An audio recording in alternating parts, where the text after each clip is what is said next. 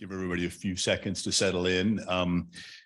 So, welcome to the afternoon session. Now, what we have in front of us is, well, first what we have is some digestion, because they have fed us so well and so much at this conference. Somebody just mentioned to me that he thinks it's the best food he's had at any convention ever, and I think he might be right. They've taken hugely amazing care of us, and it's also a lot of food. Oh my Lord! And you have an obligation to eat it.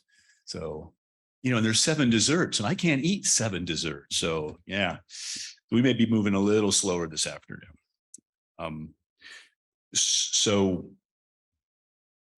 I have a script here. I find I do better if I follow them, but then I'm actually terrible at following them. So I don't forget, tomorrow's the tour to Twin Creeks, and it was very gracious of Nevada Gold to invite us out there to see that. I mean, it's kind of a big deal for these mines to give tours, and so it really is lovely that they've helped us out that way. And I'm not going tomorrow because I'm going to Chile on Friday, so I'm already a little busy, but I wish I could. And I don't have the logistical specifics for that, since I'm not going. I didn't pay enough attention, but I know there are people here who do. So if you're not quite sure what's happening tomorrow, there will be several people around here who can answer your question.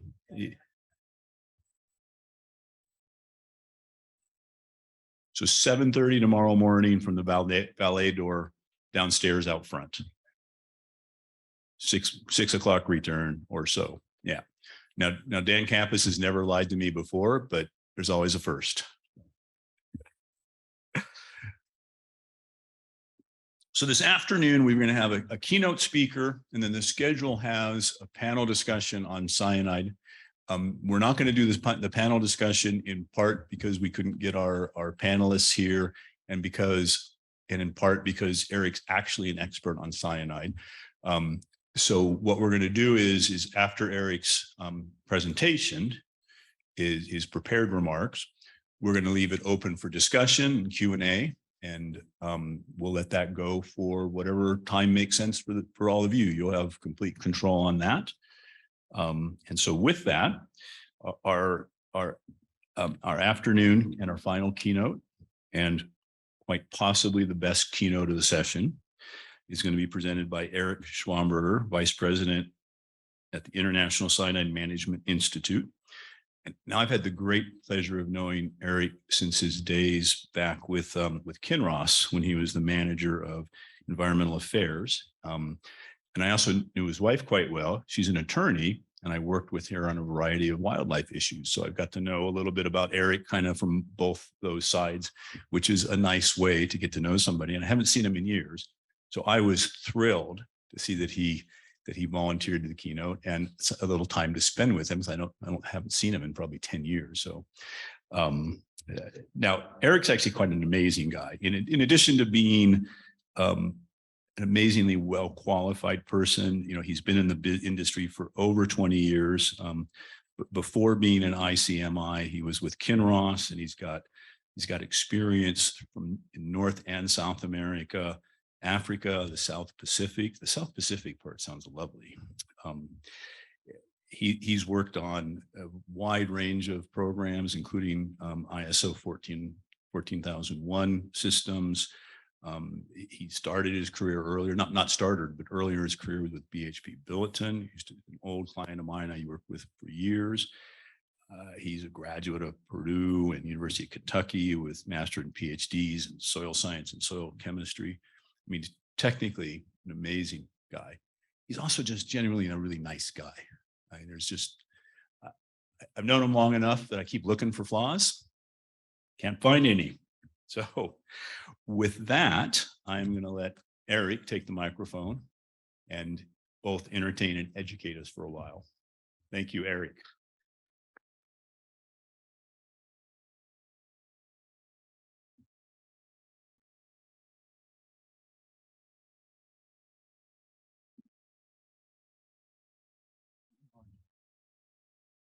Thank you, Mark. I appreciate the kind words there, and I hope I can live up to them, at least for the next hour. I want to thank everybody who is in the room. It's an honor to close out the conference in this way. I made a comment earlier that people either couldn't book an earlier flight or that they were really, really interested in cyanide management. So either way, I'm a winner up here talking to all of you. Uh, One thing that has impressed me about this conference is the state of art. The technological advances and things like modeling and instrumentation and things like that, that are currently going on in the industry. And just in the last 4 or 5 years, it's amazing to hear about these advances and to see how they're applied and that sort of thing. And this presentation is going to be a little bit more old school. I'm not going to talk about technology a lot. We are going to talk about management systems as related to cyanide and safe cyanide management, and a little bit about the history of cyanide in the mining industry and the recent, especially in recent years. So thank you all for staying. We don't have a firm time limit at the end of this, so there will be time for questions. I might digress a couple times, but hopefully you'll get out of the door here on time and end up on time. In the next hour, I'm going to spend some time on the Cyanide Code program, giving some background on the program, what it is, why it was developed, how it was developed, its structure, and also its current place with respect to the gold mining industry. I'll then spend some time on the specific requirements of the Cyanide Code and expectations of the code for safe cyanide management. Covering all the Cyanide Code requirements typically takes a full day of training or more. So I'm just going to provide a little bit of an overview, in particular, some items that are a little bit more related to heap leach operations than other things. So I think that's where some of the interest is here, but a lot of these are going to be applied items.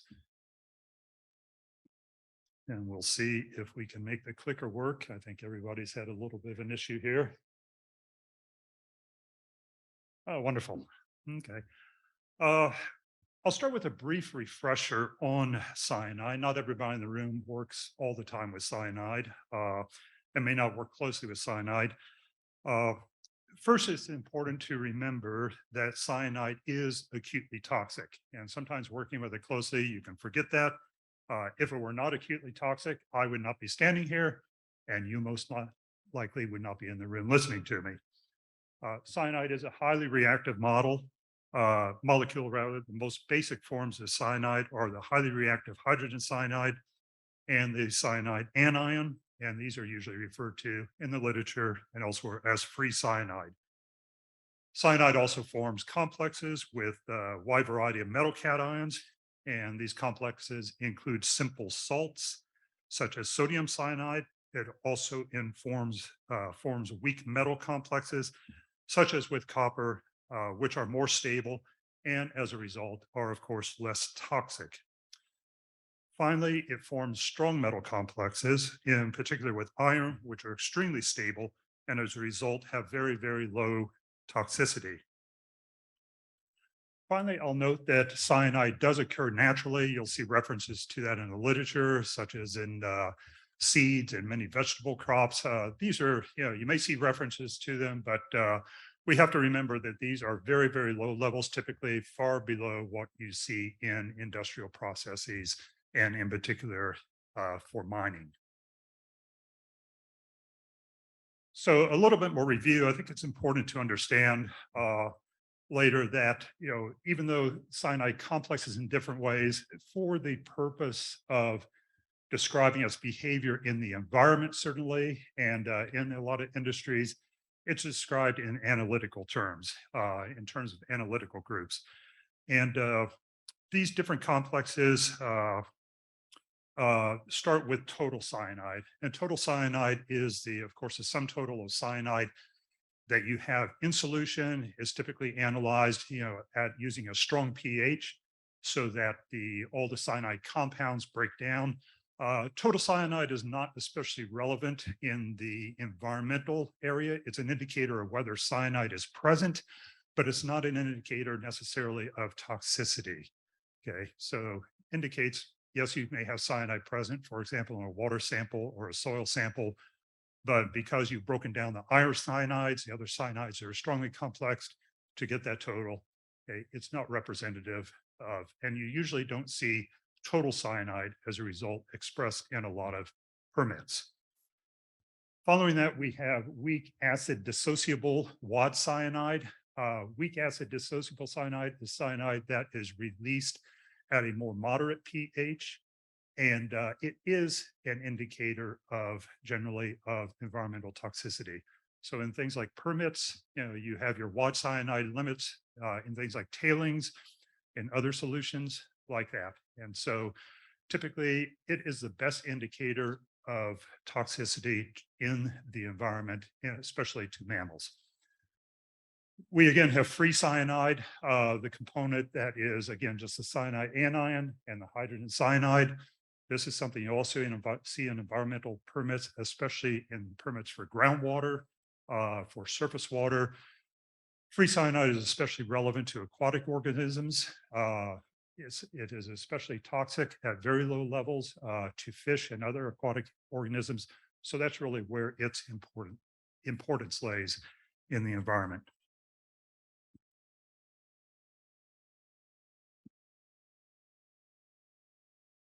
So just a couple more minutes of review. Again, remember, it's acutely toxic. Hydrogen cyanide and the cyanide anion are most toxic.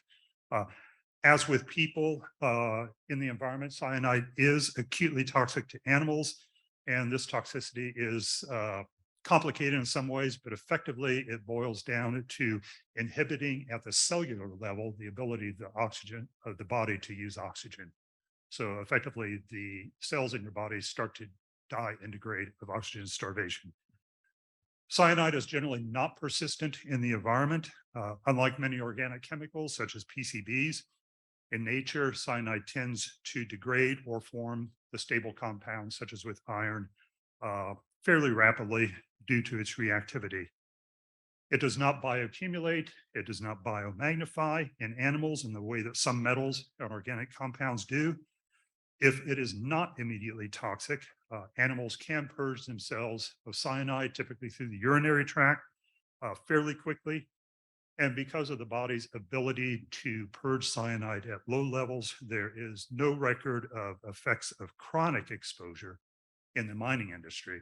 You may occasionally run into literature on chronic effects due to dietary consumption of foodstuffs that are very high in cyanide, such as cassava.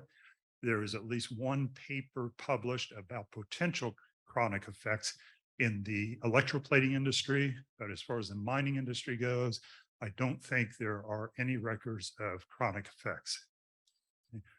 Likewise, cyanide is not a mutagen or a carcinogen. Again, one item to note is that it does have very, very immediate effects at very low levels on aquatic organisms, and that's important in a lot of mining areas. Birds are also very at risk, and this is primarily due to their access to things like pregnant ponds, to tailings impoundments, to other surface solutions that are high in cyanide. Birds are not especially sensitive, not any more than mammals, but because of their easy access, they are and visibility, they are at risk. Just a word on production and the sodium cyanide industry as well.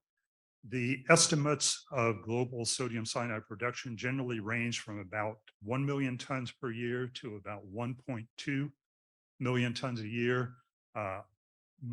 Our estimate is about 1.08 million tons per year, and that's a rough estimate just based on what is published in the literature and the little bit that we know about different producers. It is produced worldwide. The major producers are located in China, in the US, in Australia, South Korea. There are also producers in Brazil, South Africa, and various places in Europe. So it is produced, globally, but in a fairly limited number of countries. About 69% of that 1.08 million tons is used by the mining industry, either by gold or silver or other uses in mining. Other uses include pharmaceuticals, electroplating, is an especially high usage and hardening of steel. So there are other uses of sodium cyanide, but they don't dominate the industry also. And of course, as noted there, cyanide leaching is the standard method of gold recovery throughout the world and has been in place since about 1887.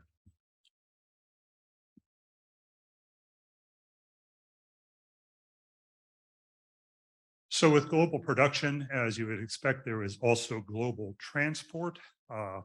This happens by truck, every means you can imagine, by truck, by ship, by rail, other methods as well, through ports.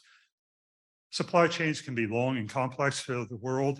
For example, by the time a box of cyanide gets to Indonesia, it may have been, gotten on 3 or 4 truck carriers. It may have passed through 3 or 4 ports. It may have gone through 2 or 3 shipping lines, and may have also been on rail for a period of time. So a lot of cyanide moved around the landscape, at any one time on any one day. And one of the things that this causes the potential for is spills and cyanide incidents during transportation. And these are photos of a few.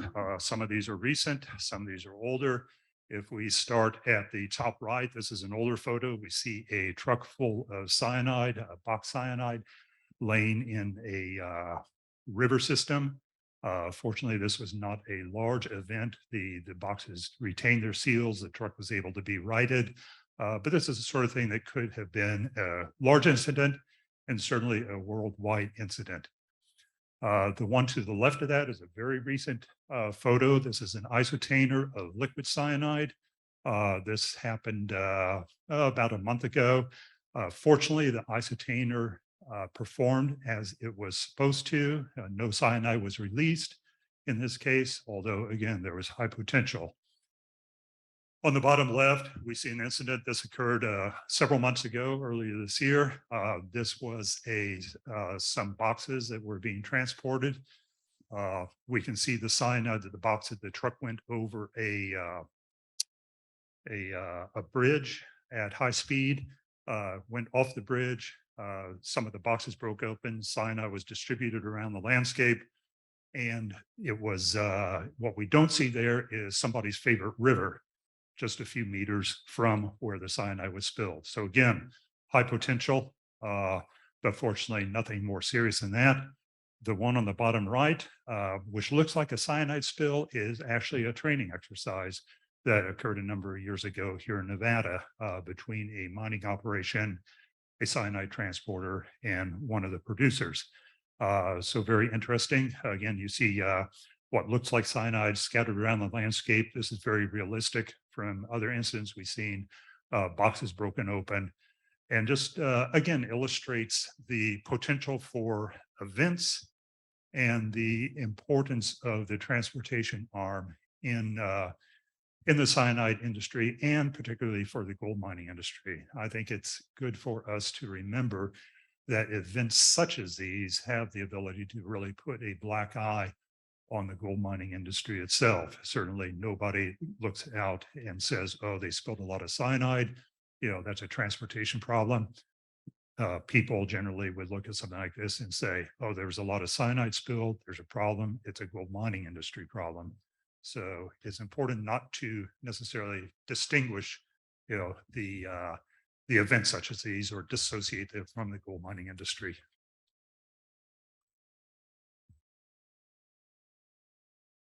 As mining professionals, to us, cyanide is a well-known chemical. It has a long history of use throughout the world. It has well understood chemistry and risk. However, we must understand that the chemistry, the use, and the risk and the potential for impacts are not always well understood by the broader stakeholder community, especially in areas that do not have histories of mining, especially histories of gold mining. And the results of these different understandings of cyanide can be dramatic, as shown here. Some of you may have seen events such as this, either close up or from a distance. And it is events such as this which motivated the formation a number of years ago of the Cyanide Code. Some of you will remember this. In January 2000, a gold mine located in Romania had a tailings release that flowed into the Tisa River, which is a small tributary of the Danube River system, which is, of course, one of the largest river systems in Europe. Ultimately, this release impacted an extensive portion of the Danube system within several countries, Romania, Hungary primarily, and numerous fisheries were shut down for extended periods of time. There was no loss of human life, very fortunately, but the release was highly visible with significant social and economic impacts, primarily from the loss of fish within this river system. This event also followed several other high-profile cyanide events throughout the world that occurred several years previous to that. And from a distance of 22 years, it's difficult to understand how serious this event was for the future of the entire gold mining industry. The gold mining industry was under tremendous pressure, and there were serious conversations, not only among governments in Europe about, but throughout the world, about banning the use of cyanide throughout the entire world, not just in Europe.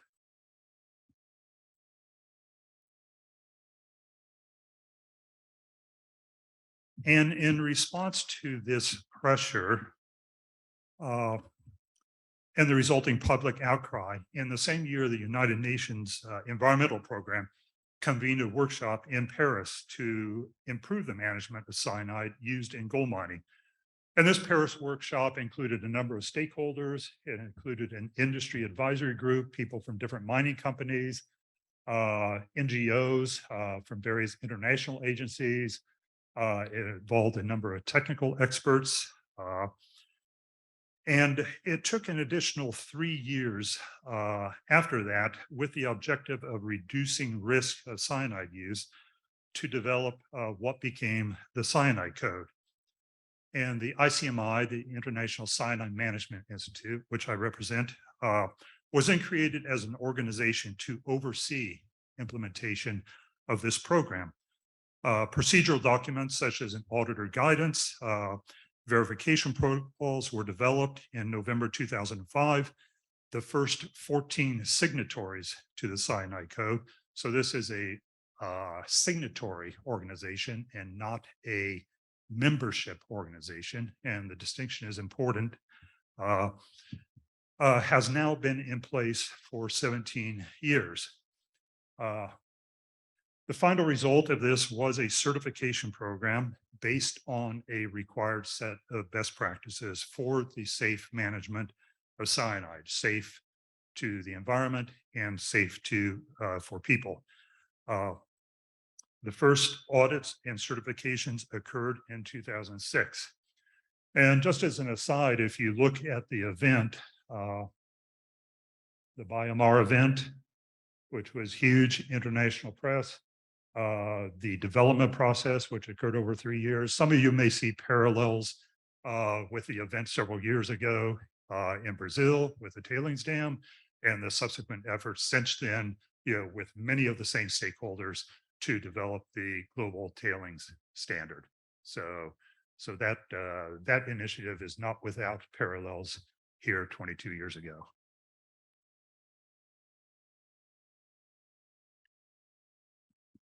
The objectives of the Cyanide Code and the program are not complex. To protect workers, communities, and the environment from the adverse effects of cyanide, to improve management and reduce risk over the entire supply chain,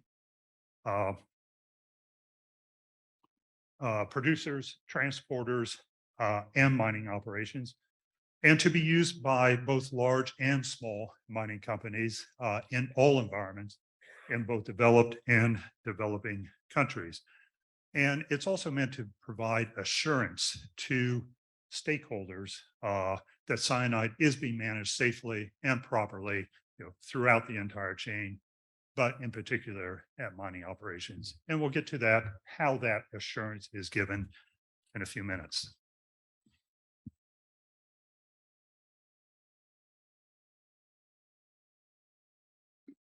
Okay, the code structure, the requirements for the cyanide code are also not complex. The code was designed based on 9 basic principles. These principles are broad statements of commitments made by the signatory companies that subscribe to the code. These 9 principles address cyanide production. Where does your cyanide come from, and was it manufactured safely? They address transportation of cyanide. How does the cyanide get to your mine? Was it transported safely? They address the handling and storage of reagent grade cyanide, high strength cyanide. How is the cyanide, high strength cyanide managed after arrival? Is it stored safely? Is it mixed safely? Is it delivered safely? Then it also addresses production operations. So is it used safely during ore processing and afterwards, such as in tailings impoundments? The code also has requirements for decommissioning, for worker safety. Are there appropriate and sufficient safeguards to protect workers? For emergency response, are there plans in place? Are there procedures in place? Is there training in place and developed in case of an accident? Training as well, training for emergency response, but also training of other people who may be exposed to cyanide at an operation. And finally, one of the more important ones is for dialogue with stakeholders on the use of cyanide at an operation, external stakeholders, but also internal stakeholders, workers as well. Each principle has an associated, one or more associated standards of practices. These standards of practice are performance goals and objectives that are designed to achieve the principle's objectives. And for mining operations, there are a total of 28 standards of practice. These standards are then supported by verification protocols, and these are composed of about 140 specific questions regarding the management of cyanide at a mining operation. And I'll focus more on mining, but there are parallels also for transporters and certainly production facilities. So they also have their own verification protocols, their own standards of guidance, and also their own guidance documents, which are documents that sort of describe how the verification protocols, should be implemented and provided guidance to operations, to achieve compliance with the cyanide code, as well as guidance to auditors on how to audit for compliance and certification to the cyanide code.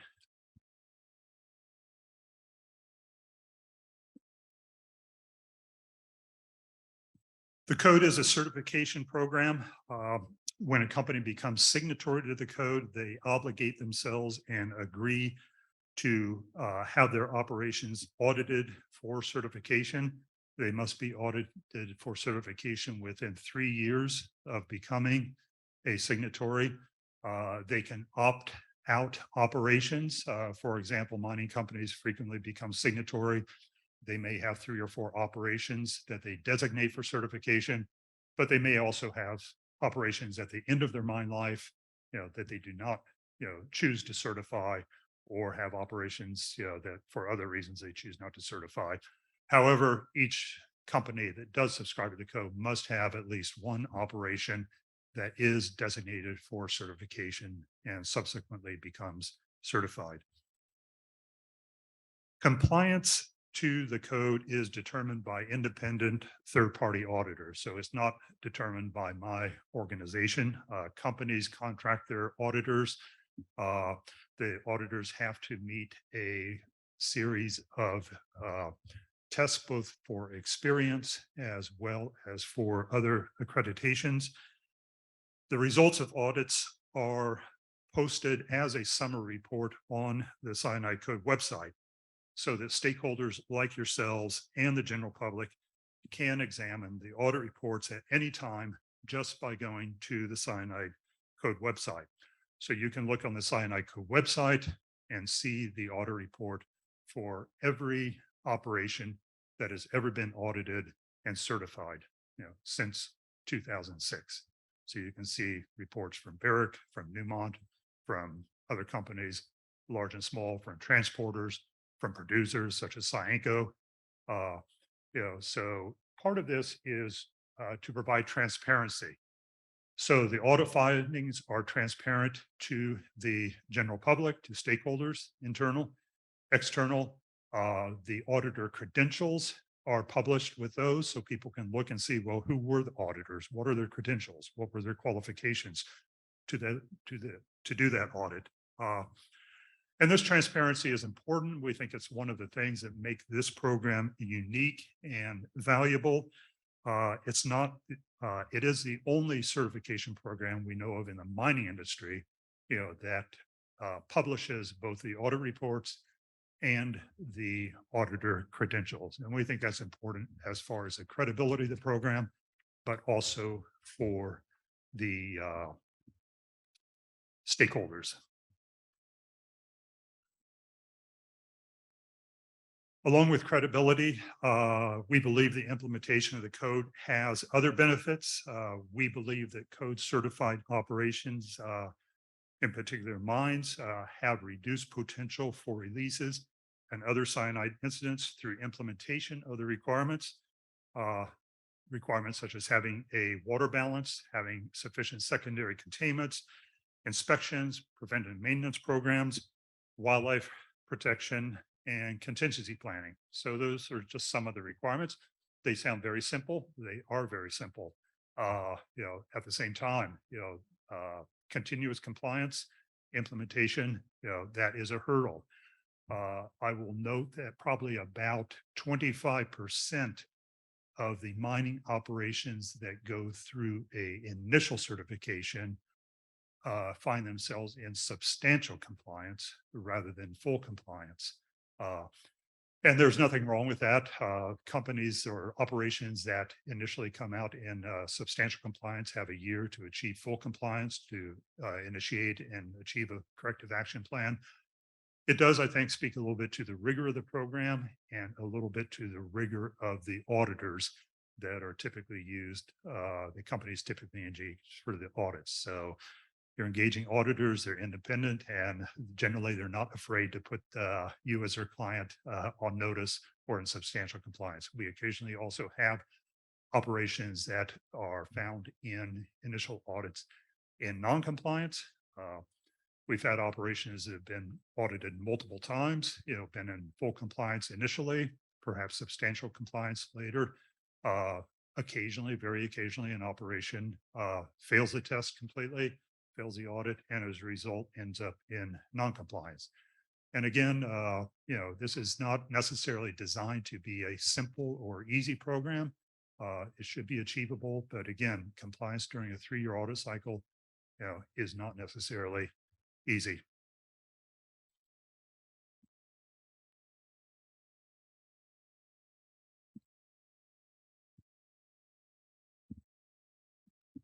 We track incidents. I said we believe that one of the advantages of implementation of the code is a reduction in incidents. Does the Cyanide code eliminate all incidents? No, it does not.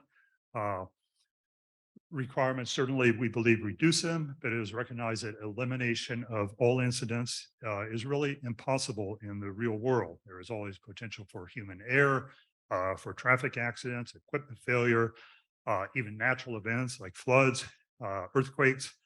But we do believe that the code does reduce the probability of incidents, and it also reduces the severity of them, when an incident occurs, due to preparations and contingency planning required of the site and better emergency response procedures and training. This particular graph shows the reported cyanide incidents from 2009 through August of this year. You can see every year there are a few transport incidents. There are a few at mining operations. Very occasionally, there may be a production incident.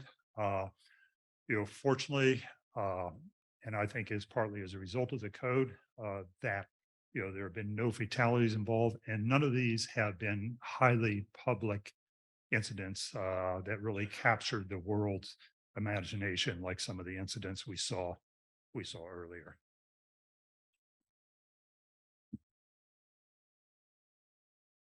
We believe that some of the Cyanide Code's success and recognition of the benefits is indicated by the growth of the program, participation in the program by gold mining companies has increased. In fact, by all types of signatories has increased since its initiation. There are currently about 212 companies that are signatory to the code. The transporters in the blue line, there are about 128 transporters that are signatory, representing about 148 certified supply chains and trucking companies. In the green, there are 55 signatory mining companies, representing about 140 mining operations. 108 of those mining operations are currently certified, so a good percentage. Production facilities for the bottom line, we have 29 producers who are certified. These include most, if not all, of the world's leading sodium cyanide producers, largest sodium cyanide producers. These also include warehouses and transloading facilities also, which are, as part of supply chains, are required to be certified also. So again, I think, the part of the success of the program is indicated by this particular figure, which shows its growth through the years. Another indication is the length of time which operations have stayed in the program. This graph starting in 2006 with the first certifications shows the subsequent audit cycles that different operations are in. So currently, as I said, we have about 108 certified gold mining operations. About 20 of those are in their first audit cycle. About another 15 are in their second audit cycle. Many of the operations are into their third, fourth, fifth audit cycle, which represents 14, 15, 16 years of continuous compliance. A few operations have done more than the required triennial audits. Either they've elected to for some reason internally, or they have been bought and sold. When a operation is purchased, it's required to accelerate its certification cycle from 3 years to 2 years, just as an assurance mechanism. So again, looking at this is a good distribution. It shows entry of mines into the program. We do have mines that leave the program. These are typically mines that are closed or are sold to companies that choose not to become a signatory. But in general, I think of the first 40 mines that were certified, I think 32 of them are still certified and in the program. So going through multiple audits.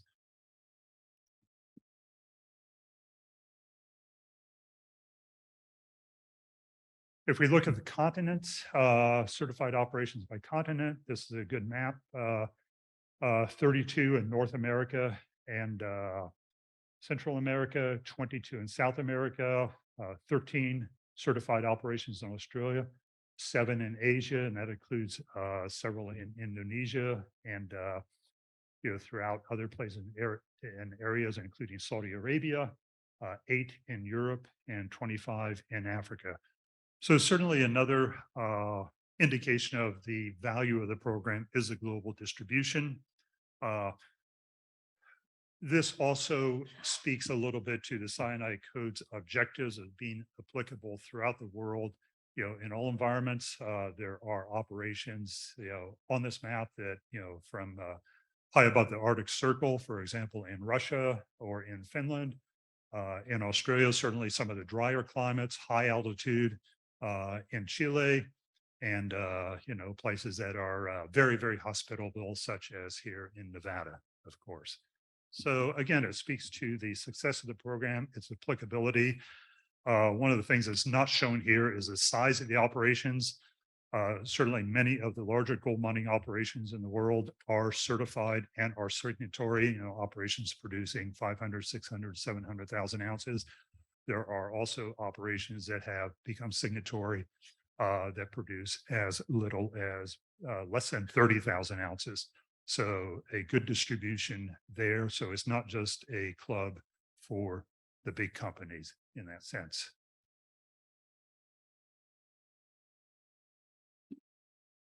Another potential mark of the value of the code is its recognition by external groups as a global benchmark for cyanide management. This includes recognition from the Group of 8 Nations, the International Finance Corporation, and the European Bank for Reconstruction and Development. For example, the IFC requires many companies to become signatory when they give them a loan and commit to be certified. A number of different nations, a few of them are shown here, have supported the cyanide code by recognition of it as a best practice or by incorporating the code into their regulatory framework. And one example is Ghana. Ghana's flag is up there on the upper right. And they have a program, the ACOVIN program, which is used to assess and evaluate industrial operations, including mine operations. And the ACOVIN program gives a high rating to certified mining operations in Ghana.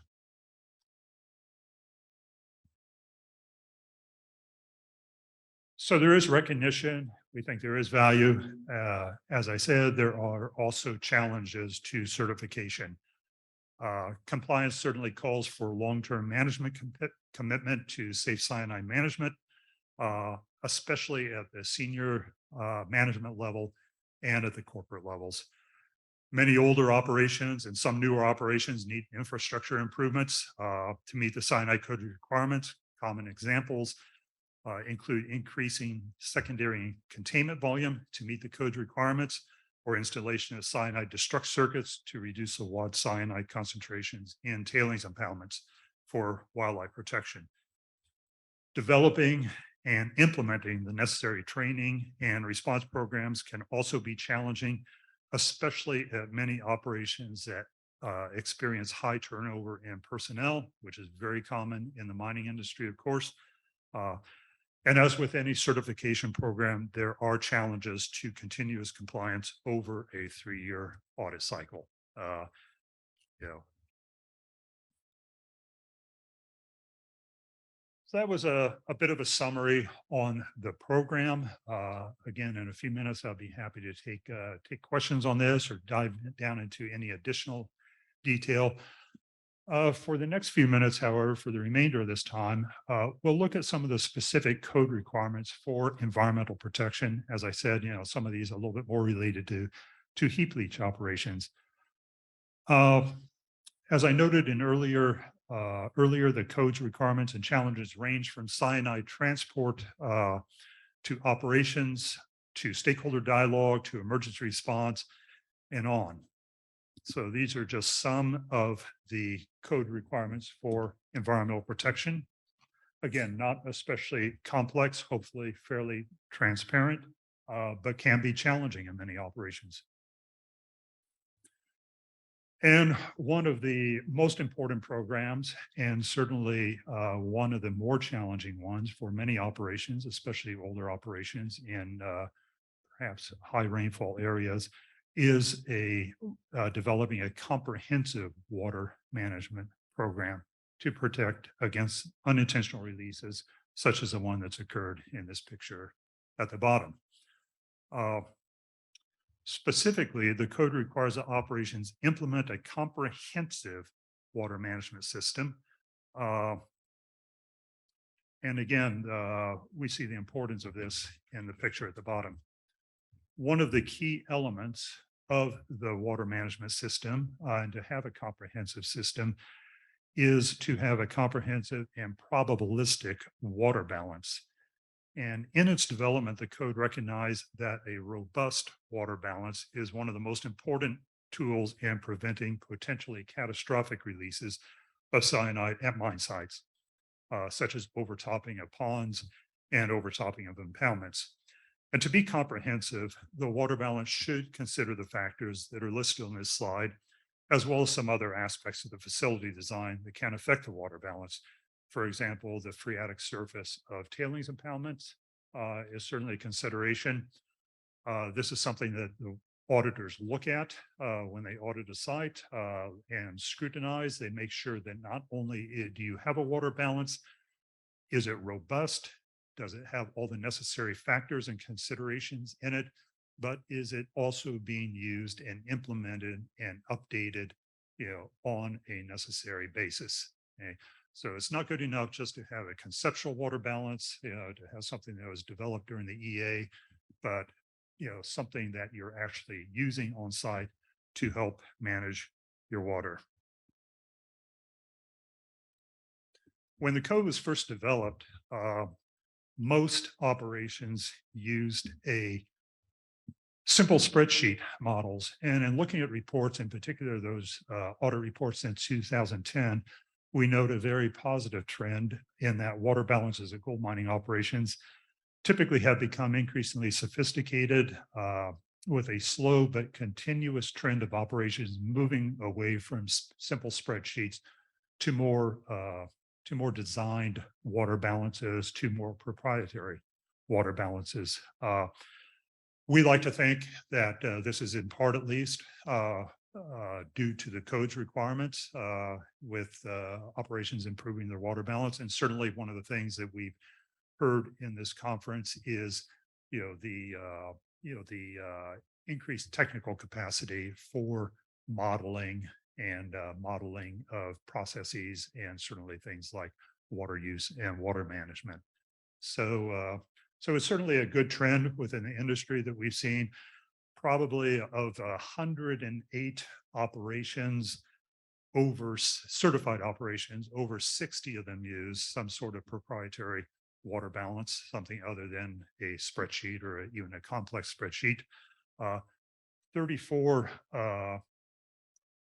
of the heap leach operations, and there are 40 heap leach operations that are certified to the Cyanide code. So 40 out of 108 are simply heap leach operations. 34 of those use something other than a simple spreadsheet for the water balance. So that's certainly, I think, good news for the industry, and good news with respect to, to preventing release events and other type of events.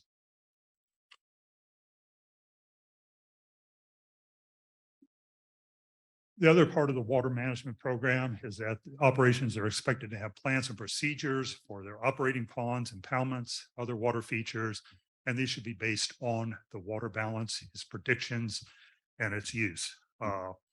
Having a sophisticated water balance doesn't do you any good if you are not using this. We see the result here at an operation that did have a good water balance. Unfortunately, they were not using it the way it was designed to be used. This particular pond filled up. It filled up not just with water, but with associated sediments as well. It ended up overflowing and releasing. And in a great irony, the solution flowed downslope into the offices of the environmental manager and the safety manager. So perhaps a little poetic justice there, but a very instructive case also. So along with the predictive water balance and modeling capacities, you must also have plans and procedures to operate the facilities. These should include items like trigger levels based on the design freeboard, volumes needed to maintain required pond capacities, and direction on where to move excess water or how to start treating it if it is necessary, and where to discharge it as well. All those are important requirements of the code. Along with these are requirements for inspection and monitoring to implement the water balance, looking at freeboards, looking at solution volumes, examining run-on diversions, and particularly important for ponds and tailings impoundments, and measuring precipitation as well. In particular, operations must collect data to demonstrate the original assumptions based in the water balance. with respect to evaporation and precipitation do not deviate substantially from the current measurements, and operations must adjust their operational practices when they do deviate. Operations are not required to have their own weather stations, their own MET stations. Many of them do. One thing we have noticed is an increasing number of operations in the last 5 or 6 years in particular that are developing and putting into place their own MET stations rather than relying on public ones. I think this is a little bit because of the increased importance of water, but also I think many operations are a little bit more conscious of the potential for higher variability in weather patterns due to global warming, and simply want their own stations which capture that variability at a very site specific level.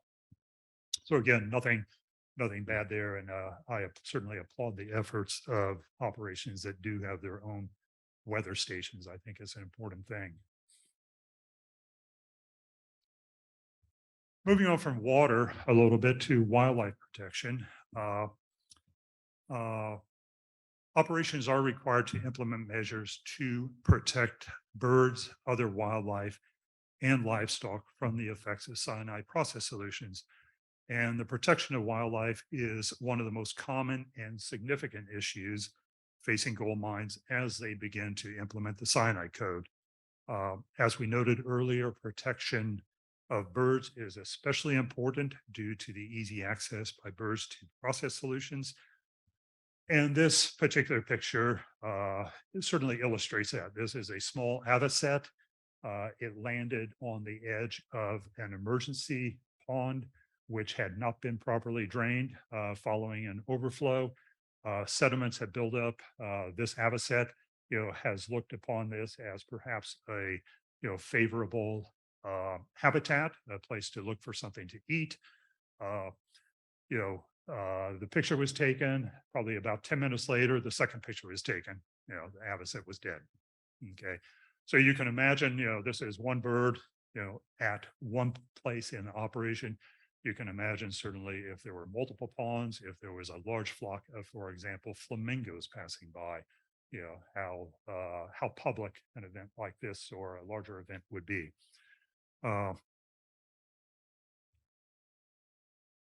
So an instructive set of photos. So how do you protect, your facility from wildlife mortalities? There are basically two ways. You can protect, by controlling your cyanide concentration, in particular your wad cyanide concentration in your ponds. The cyanide code sets a wad cyanide limit of 50 milligrams per liter as an upper concentration in open waters at operations. And by open waters, this is tailings impoundments. This is ponds such as emergency ponds, it's pregnant ponds, it's barren ponds. Any open waters that might be attracted to birds have a 50 milligrams per liter limit. This is one of the few numerical guidelines in the cyanide code. And it's based on a pretty large body of evidence that concentrations below 50 parts per million are not highly toxic to bird life or to most other mammals.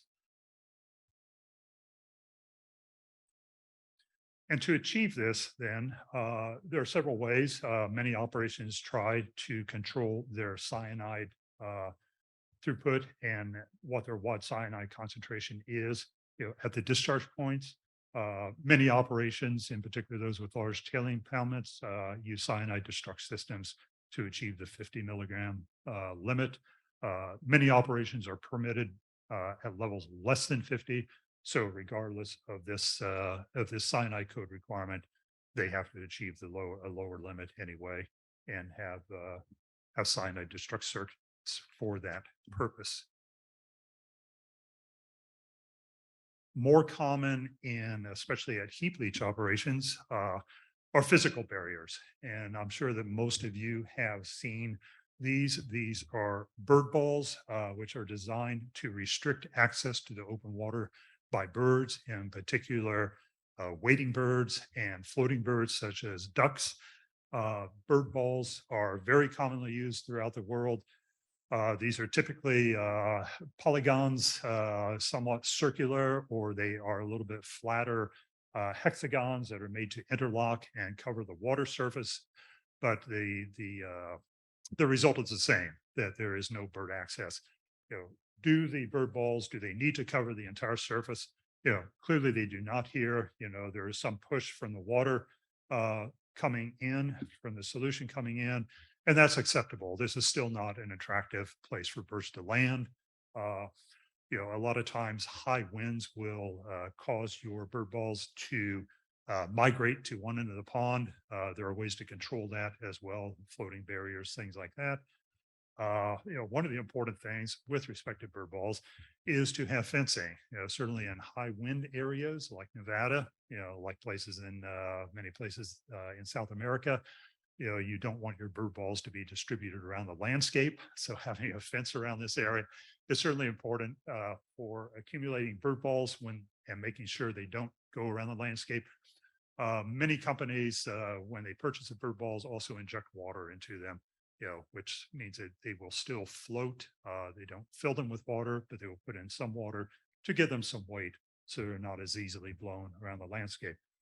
Other types of floating platforms, things like that, can work. The important thing is not to give birds a stable platform to land on. However, I tried to convince a few operational managers that that use a lot of water bottles at their site, that they could use water bottles for this.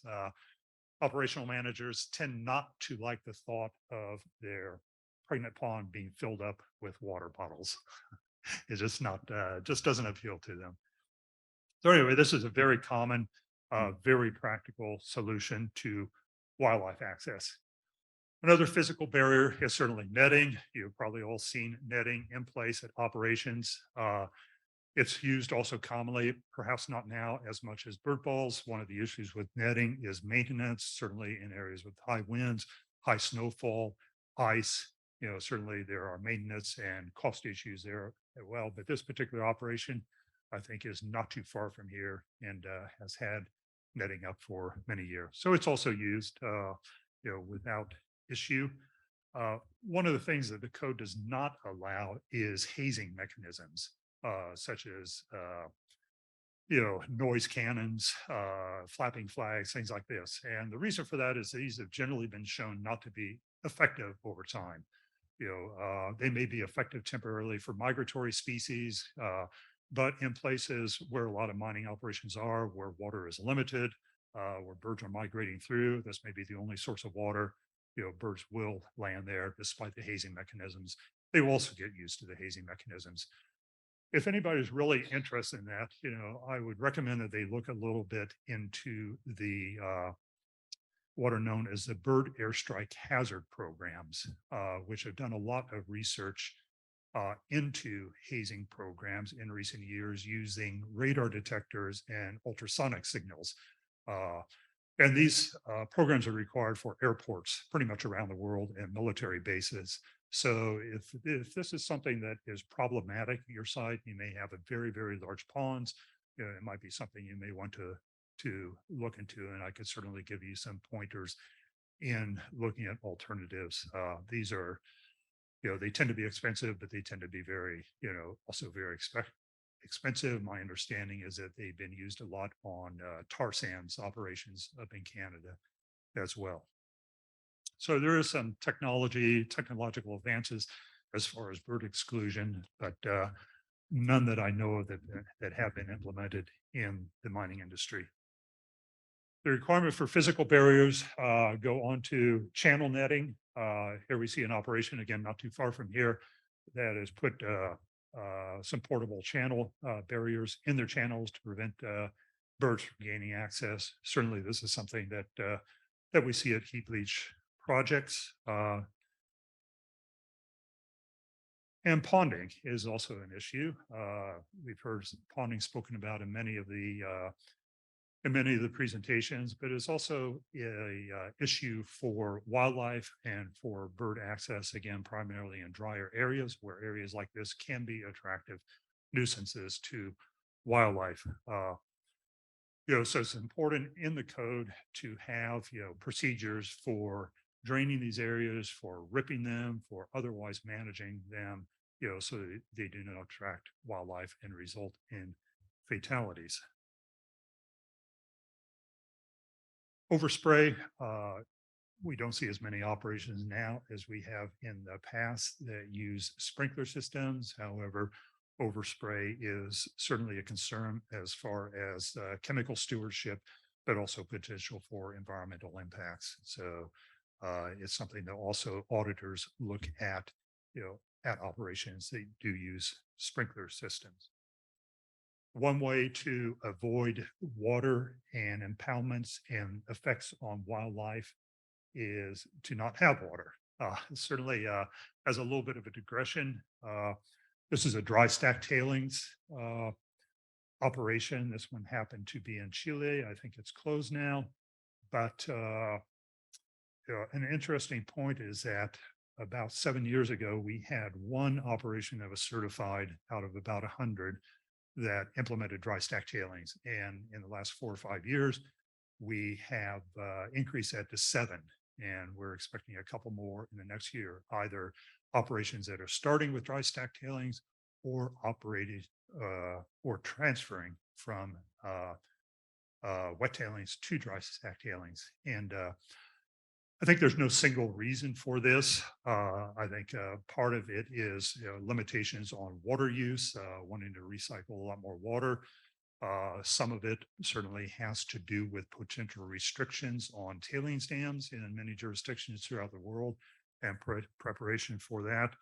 But certainly an interesting phenomenon, I think, in the industry and one to keep track of.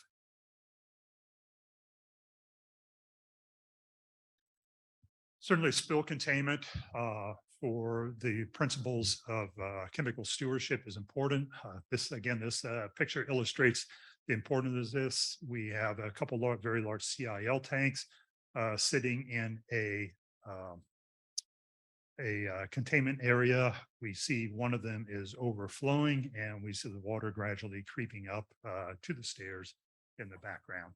So having secondary containment and certainly having sufficient secondary containment is necessary for tanks. So the question is, what's sufficient secondary containment? And the code usually considers about 110% of the volume of the largest tank, to be sufficient for that tank area. So you don't have to have sufficient containment for all tanks, the total volume of all tanks in the area, just have volume containment for 110% of the largest tank in the area. And this is to 110% is to account for not only the volume of the tank, but also for potential from drain down, for anything else that might reduce the volume of the containment area temporarily, such as materials in there, and also to account for potential for rainfall, such as a designed storm event. So that's what the code usually considers to be containment. Containment requirements also extend to piping. Certainly, here we look at a number of pipes, barren, pregnant, other sorts of pipes. Within this area, this is good containment. Well managed. There's no debris within this containment area. Clearly inspected regularly and cleaned out regularly. So liner systems, containment. You can also use pressure sensors and flow sensors along with your containment. Many operations do. One of the things the code is concerned with is the probability and possibility of small leaks that pressure sensors and flow devices will not necessarily detect and capture, but which will have large effects if they continue on even at small volumes over time. Just a comment here on systems like this, long linear systems. One thing that we've noted in audit reports is certainly the increased use of drones for inspecting facilities like this, tailings pipelines in particular, tailings dams, side slopes of heap leaches, things like that. certainly an interesting and I think very, very beneficial technological advancement in the last few years as well that the mining industry is taking advantage of. One of the requirements of the code is that pipelines must be open to inspection. Uh, in this case, we have pipelines. This is important for the design engineers to know. You have pipelines going under a roadway here in a couple cases. On the lower left, in both cases, we see them passing through a culvert. If there is a leak in the pipeline within the culvert, any solution release should flow out of the culvert in order to be detected, during an inspection. The pipeline on the left bottom, would probably pass muster at an audit. Somebody that, that could be inspected easily, there would easily be evidence of any leakage within the culvert. The one on the top probably would not pass muster in an inspection. Because of the debris, because of the rock, that sort of thing that are partially at least blocking the culvert and preventing full inspection of that entrance.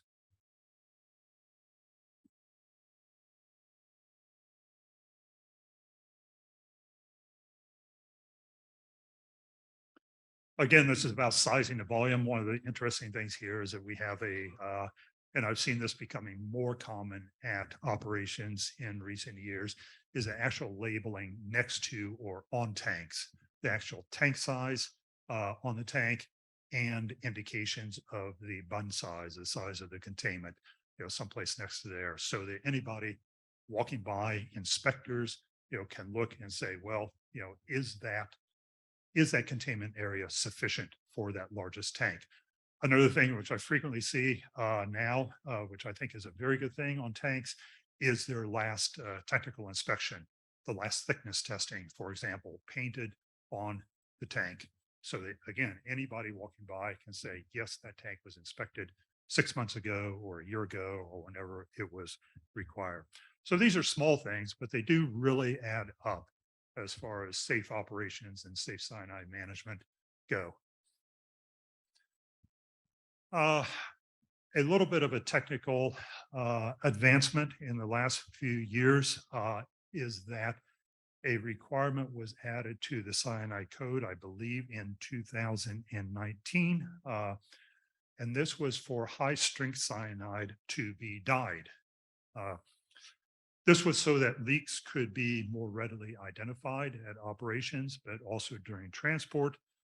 Dyeing of cyanide was already a practice at a number of gold mining operations at the world. And one company, Goldcorp, at that time also required all of its operations to dye their high strength cyanide at the facility. So we implemented that practice in about 2019. Several types of dye are commonly used for this. The most popular by far is the red dye carmazine, a vegetable dye. And dye is either typically added by the producer, either to a package of briquettes, an IBC of briquettes, or on the right-hand side here, we see granular dye added through the hatch in a ISO tank, so that when the ISO tank, this is a solid to solution system. So when it is flushed, when the cyanide is solubilized, then the cyanide will be dyed.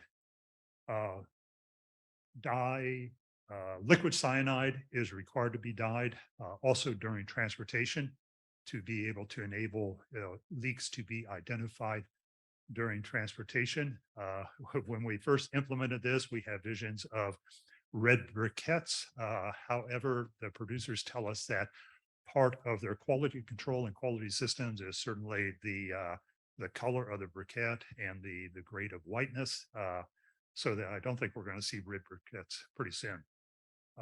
The question is, will we see red heap leaches? And the answer is no. As I said, this dicyanide has been used for many years. Nobody's tailings dam, nobody's heap leach has turned red as a result. In truth, the cyanide does degrade, or the red dye does degrade over time. Within a few days, it starts to degrade. And also because the requirement is to dye the high strength cyanide, so generally anything over 15%, cyanide for the purposes of dye. By the time it was diluted out and actually used in the process stream, there is no visible red. A question we get asked a lot by new signatories is whether this affects any instrumentation in the labs, cyanide instrumentation, other types of instrumentation. We are told there have been no records of any deleterious effects of the red dye on any instrumentation. Again, it's typically low levels at that point. I will say there has been one case, but that was with an unusual dye being used. It was a blue dye and it fluoresced under X-rays as well. So it did impact, some detection, some instrumentation, and the operation subsequently stopped using that particular dye and switched to the carmazine dye. Here's a couple examples of the effects of the dye. On the left-hand side, this is inside a building. We see where there was a small cyanide drip, on an otherwise wet floor. If the dye had not been in the cyanide, this would have been generally invisible. People might have thought this was just a wet floor, continued to walk through it, and of course, with potential adverse effects. The right-hand side, this looks a little bit like a crime scene under a truck, but it is in fact a delivery of liquid cyanide. There is snow on the ground. Again, if the cyanide had not been dyed, the cyanide would have simply been released. Nobody would have detected the release with potential effects on the environment or potentially on somebody else working in that area. So again, a very positive thing, which I think has been well received, by the industry. Just another third set of photos. This is in the same general area. On the left-hand side, we see a small spill of solution. We think it was solution. It may have been just wash water, but nobody knows. And you can see the tracking, people walking through it without really paying attention. On the right-hand side, we see, again, a little bit of red dye, making it clear to any maintenance workers or anybody else walking through that indeed there is cyanide present and that this needs to be cleaned up and avoided.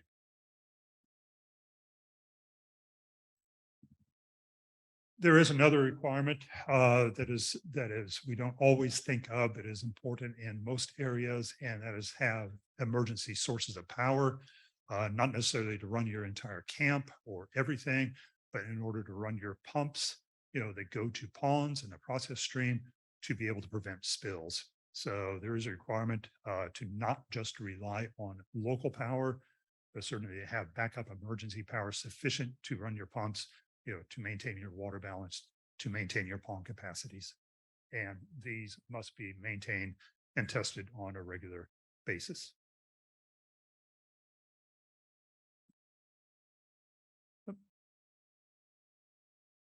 There are also specific requirements in the code for high-strength cyanide, specifically to protect workers and the environment during the storage.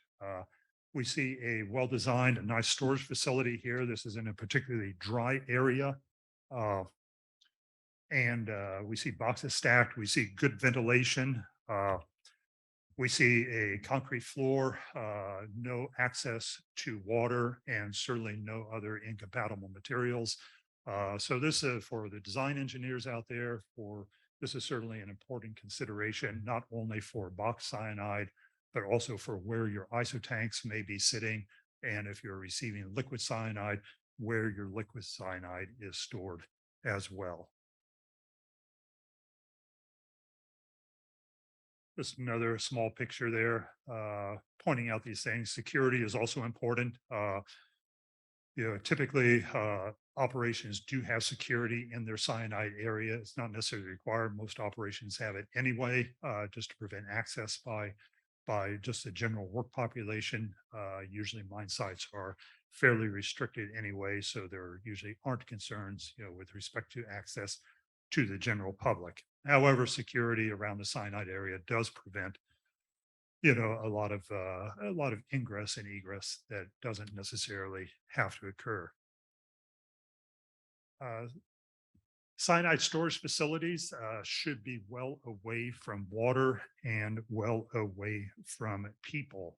as well. And here, this is a somewhat dated photo, but this shows two cyanide containers. These are referred to as flow bins. They're metal containers full of cyanide briquettes, and you see them parked right beside a natural body of water, a pond. You can also see they are really not sitting on any sort of sufficient containment. So this particular operation, these had to be cleaned up, moved to a different area that was engineered and designed better for cyanide storage, such as this. Safe storage, of course, applies to liquid cyanide that is frequently stored at the heap leach facilities rather than indoors in briquette forms. These cyanide tanks are at a large heap leach facility in the US, not very far from here. They are designed to be outdoors. They are designed with insulation because of the cold weather. No real ventilation concerns because they are outdoors. You can see the secondary, not the secondary containment, but the effective secondary containment, because any release would flow into either a barren pond or a pregnant pond in this case. And certainly no issues with incompatible substances sitting out there by the heap leach as they are. I showed the graph earlier of incidents, and certainly, it showed transport incidents. It showed one or two transport incidents each year. Most of those transport incidents do occur at the interface between the operations, mining operation, and the transporter. So during the unloading process, during the sparging or putting cyanide in solution process, both liquid or briquettes. Certainly, this is an area where operations need to pay, attention to. It is not just the transporter's responsibility to deliver the cyanide, to hook up, and to make things happen. Certainly the mining company has a responsibility there too. Some of the requirements include, as you see here, having a safe area to unload, having some sort of impermeable pad to unload on. You don't have to have the full containment for the entire truck, but you do have to have a pad that will capture any drips or small spills there, and you must have procedures to clean up there. There we are. Here we see another shot of a delivery system, a couple photos, the piping involved, again, the containment area, the contained area. One of the things that is not shown there that is also required is typically a buddy system for delivery of liquid cyanide as well as mixing also. It is a high risk operation, and that's one reason there should be two people involved in it, one observer and one person actually doing the work. After delivery, whether they're in briquettes, drums, whatever, there are always questions of disposal of waste. On the left-hand side, we see what we don't want to see, which is a storeroom filled with empty drums that have accumulated there over time, and at this point have been sitting there for years with no action, and again, serving as a potential risk. The top right, we see an operation which did not account for an area to accumulate boxes and emptied bags in. As a result, these had the potential to blow all around the landscape. And in fact, during this audit, one of the auditors found one of the bags down in a stream about 50 meters below the facility. So again, this is about planning, and management. It's not rocket science, but it is something that is sometimes overlooked, and it is important. Many jurisdictions require boxes to be incinerated at special facilities, or to be returned to a particular place, or to be taken to a hazardous materials facility. This is true of the one on the right-hand bottom. This is simply a set of pallets that are accumulating broken down boxes. and their associated bags. They're covered up, so they are not going to get wet. There will be no water. Uh, the person working there also has the full PPE on as well. So again, an important consideration in cyanide management. There are a number of requirements in the code pertinent to construction engineering, uh, uh, and in particular, good professional engineering and design.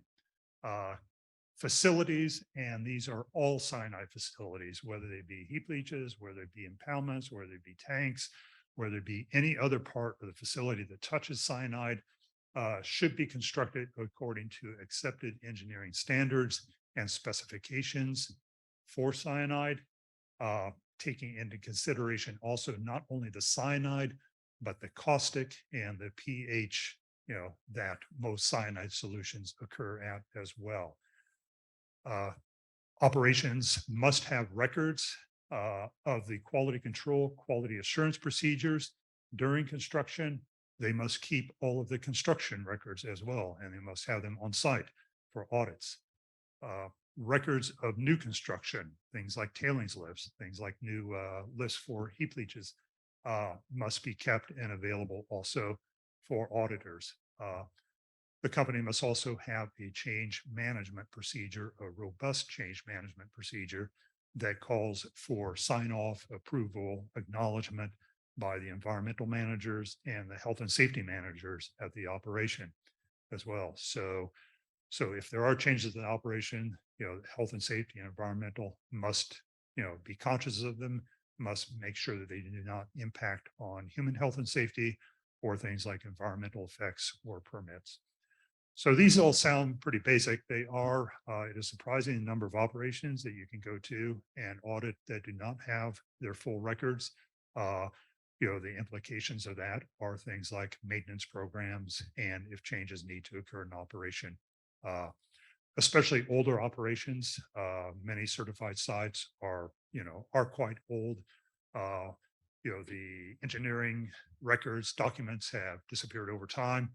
The code does account for some of that in that operations can have an engineering review done for those areas that may not have retained their original documents, and a review done by, for example, by a professional engineer, saying, ultimately concluding that the area is fit for service. So if you have an old operation, something you may not have full design documents, full construction documents for, there is a way to still be compliant with the code regardless of that. Surface water protection, there are limits on direct and indirect discharges of cyanide process solutions. The limit for direct discharges is 0.5 milligrams wad cyanide per liter. At the edge of any mixing zone, it is 0.022. Rather, that is the discharge limit. It is 0.022 milligrams per liter at the edge of mixing zones. So that's quite a low limit. Groundwater protection, to say a word about that. Facilities, impoundments, ponds, features like that are required to have containment, to have liners to protect groundwater. This is an operation, I think this particular one was in Ghana. This was an overflow pond, which was not lined and then had to be lined and had to be cleaned up, for implementation of the code. And certainly it would have been probably a lot easier, a lot cleaner, and a lot cheaper to originally design the line facility rather than implement it and do it later. There are requirements also for closure and decommissioning. These, you must have up-to-date closure plans that address how cyanide, any residual, will be managed during closure, during decommissioning.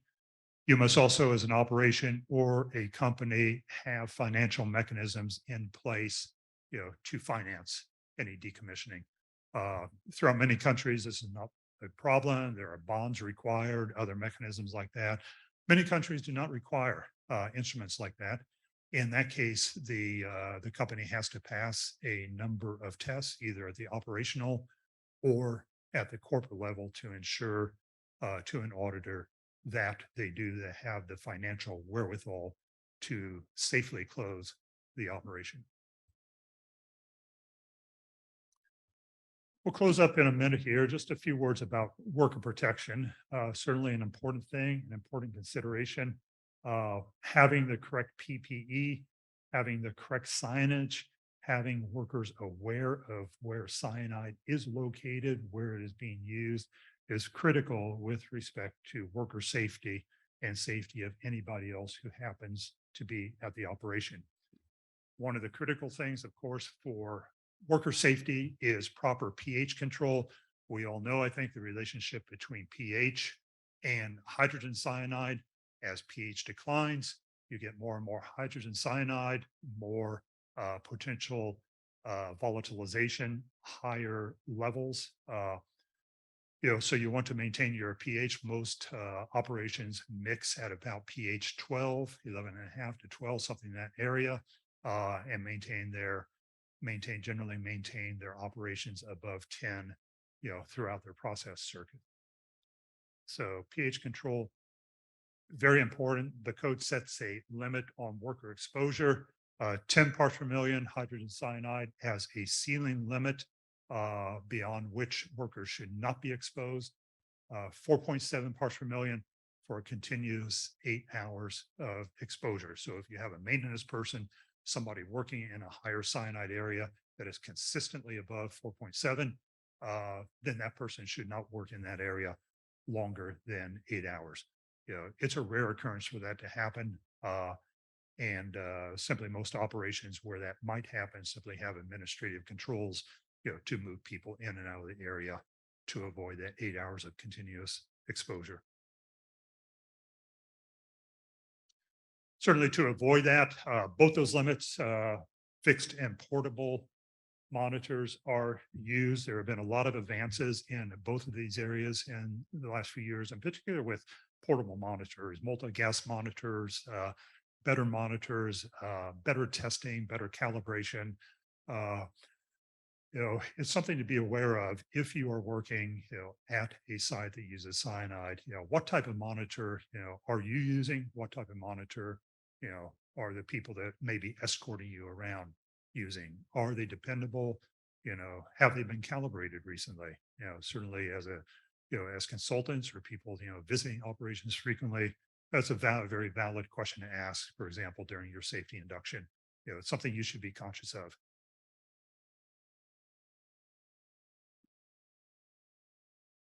Okay. Again, PPE, especially in high concentration areas, things like full suits, to prevent dermal exposure, masks, gloves, waterproof boots are all things that are used not only in areas with liquid cyanide, but also in areas where there is open briquettes, things like mixing, things like that. So again, very important.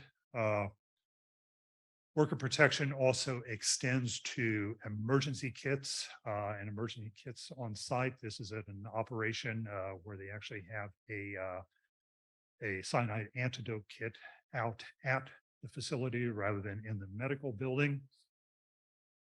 Say a few words about cyanide treatment. Again, this is something you are probably all aware of. You've all gone through probably numerous health and safety briefings at operations, but it's something you should pay attention to, particularly how an operation would treat you if you were exposed to cyanide. Okay, what treatments do they have on site and how do they approach it? Okay, one treatment is oxygen, and this is certainly the basic treatment for cyanide intoxication, is to give the person oxygen and to give it to them continuously. It is an effective treatment. Except if you are unconscious, if you are not breathing, then operations should have some sort of mask and breathing apparatus to help you breathe. So all operations should have oxygen. Antidotes, amyl nitrite. Technically, amyl nitrite, which is used in many operations around the world, is not an antidote. It is a treatment. Okay? Amyl nitrite acts it's a vasodilatator. It dilates the blood vessels in your body. It has a very temporary effect, usually measured in minutes. It is effective. It is typically, we see the amyl nitrite ampules on the right. These are like smelling salts. They are broken under the nose. They are breathed in. The veins in your body dilate, and as a result, your body can deliver more oxygen. So technically, they are not an antidote. Most people refer to them as an antidote, but they are rather a treatment, and a temporary one, until an exposed person can get to a real antidote.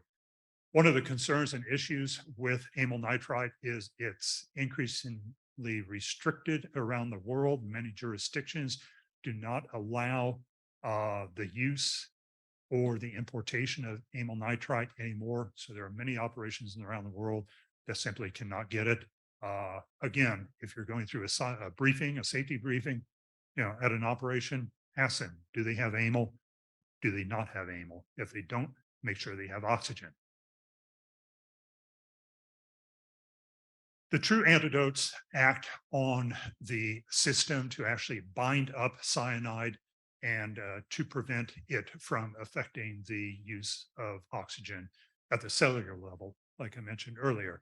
The most popular one of these, the most widespread of these on the market right now, is called a cyano kit. It's probably being used in probably about 65 to 70% of the certified operations.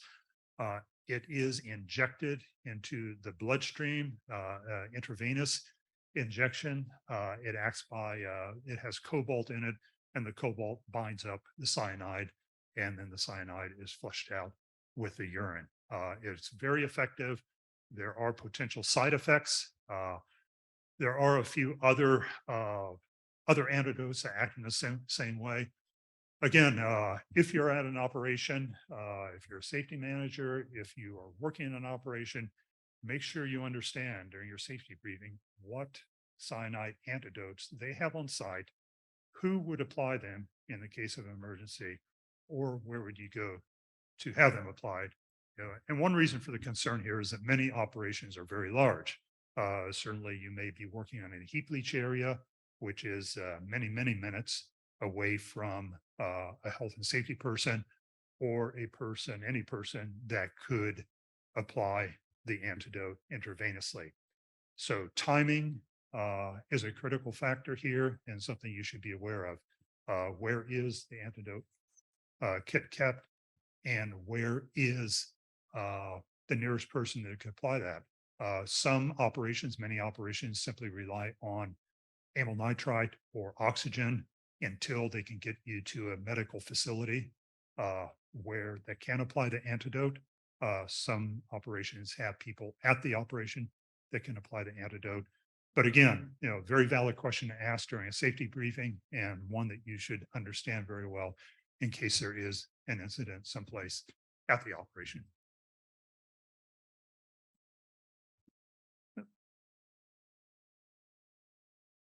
Okay, worker protection.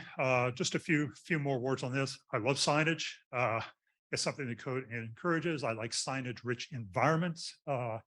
As for protection, these are a few such places. We see signs, lots of signs on the entrance to buildings where there is cyanide. So before you even enter the building, there is cyanide there. You see alarms outside of the building. So if you're passing by, you may hear the alarm. You don't have to go inside to hear the alarm either. Signs encouraging the required cyanide monitors in some areas. On the right-hand side is a very nice signage. It describes not only what is required as far as PPE, it describes symptoms of cyanide intoxication, of cyanide poisoning. It describes the required first aid. It requires what else should you do in an emergency. And at this particular site, these were posted all around the site. Very helpful as far as just general and continual awareness, in spite of along with all the additional training that goes on. Signage, there is also use of color coding. This particular photo is nice because it shows the color coding, frequently violet The signage I was just talking about, describing the size of the tank. There are also signs present. I'm not sure if they're shown.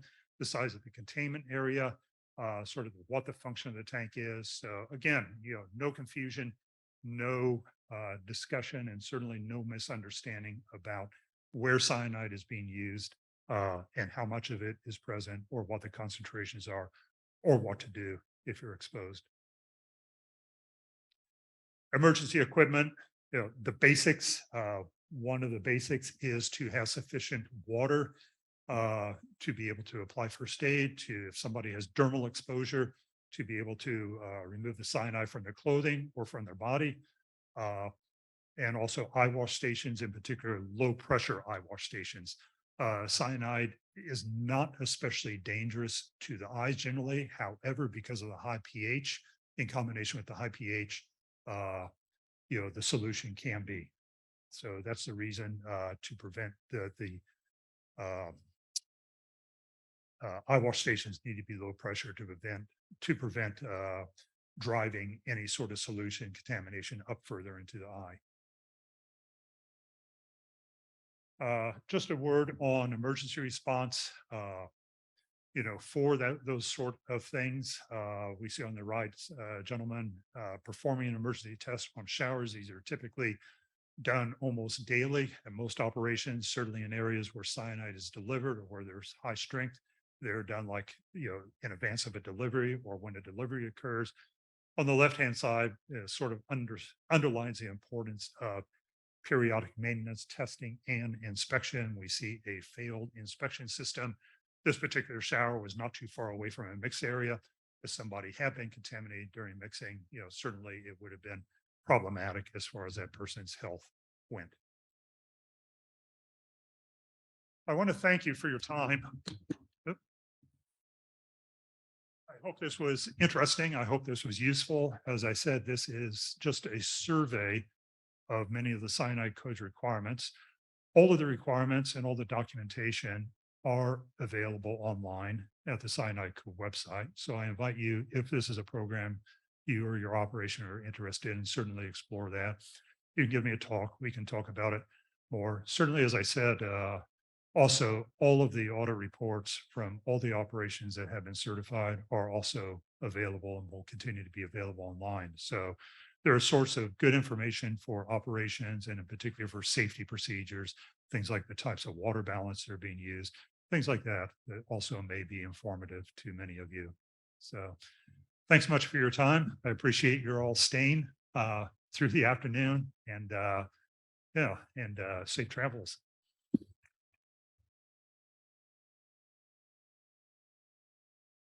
Very much. That was very good. So, sorry, this is for you, okay. not for me. Okay. So thank you very much, Eric, for sharing your vast experience today. Very much on point for a lot of the people in this room. So we have time for a few questions. If Eric didn't answer them already, holy cow. All right. Possible, unlikely though. And then as a reminder, sorry, right back there.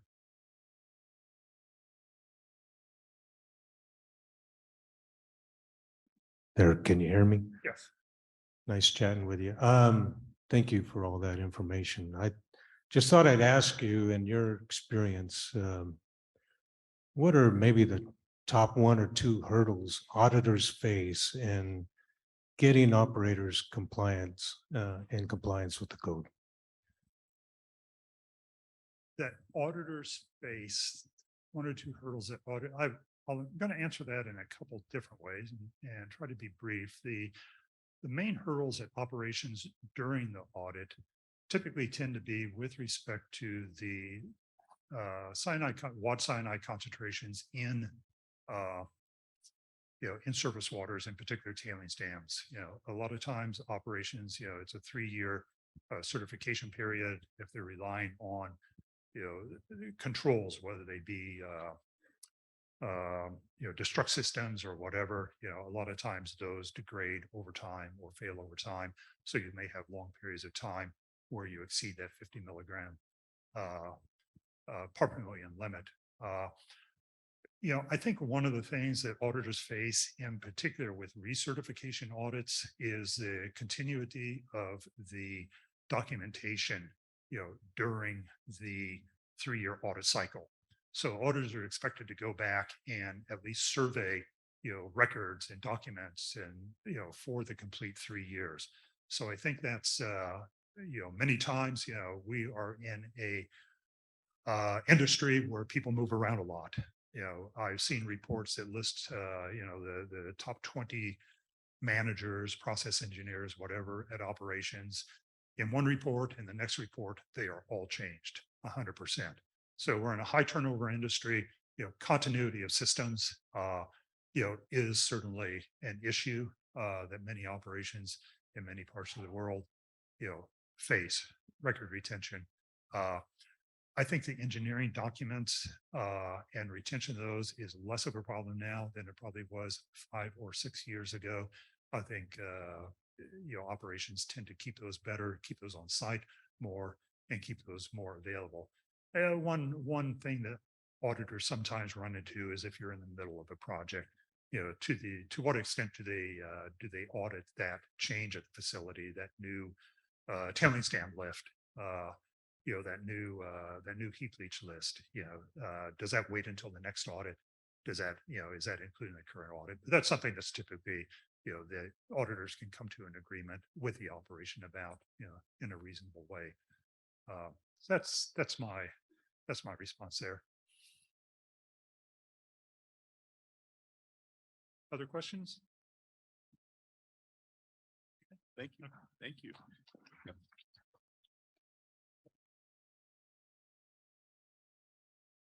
So this concludes the event portion of the conference. There's the tour tomorrow, of course. There's the 2 laboratory visits that probably whoever's going there may have already slipped out. I want to thank all of you again very much. For me, this has been a great few days, and I want to thank our sponsors, our exhibitors, the generous support we've got from so many of you to make this happen. And I look forward to seeing all of you again somewhere in about 2 years. Thank you.